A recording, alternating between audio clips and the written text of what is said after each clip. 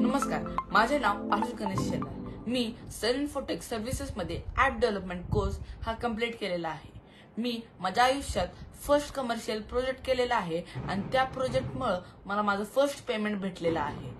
त्या commercial project मध्ये मला व्हील ट्रान्सपोर्ट नावाच्या कंपनीने एक ऍप अप्रोच केलेला होता. त्या ऍप मध्ये सर्व ट्रान्सपोर्टची माहिती स्टोर व्हायला पाहिजे होती. तर त्या ऍप मध्ये आपल्याला टेक्स्ट बॉक्स मिळतील आणि त्या टेक्स्ट बॉक्स मध्ये आपल्याला सर्व माहिती टाईप करावी लागतील, जसे की टू फ्रॉम म्हणजे गाडी कुठून ते कुठपर्यंत जाणार, परत driver name, mobile number, party name, असं सर्व माहिती जर आपण टाईप केलं आणि स्टोर बटन क्लिक केलं ती माहिती स्टोर होणार आहे.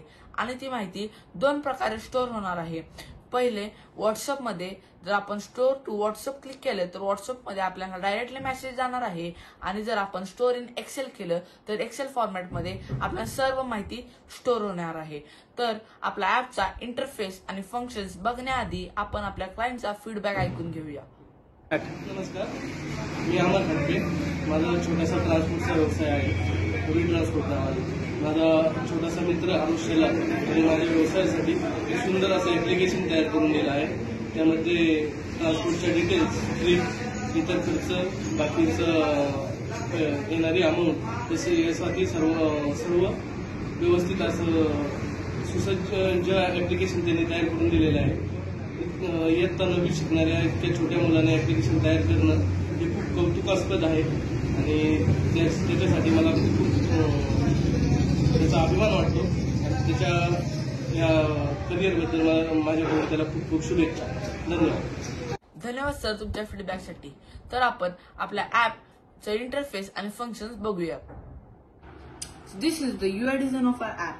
When someone clicks to from and type from to where and then date, party name, party mobile, amount, extra expenses, then driver name, payment status like pending or paid, then fuel type, CNG, petrol, return trip, no, yes, like that. Then there is vehicle number, fuel cost, material name.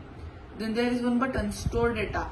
Whenever we click the button store data, all the data will store in WhatsApp format, and when store in Excel button is clicked, then all the information will store in Excel. There are 5 screens. First is the home screen, like this is the home screen. Second one is WhatsApp. Third is Excel. Fourth is choosing image, and fifth is settings.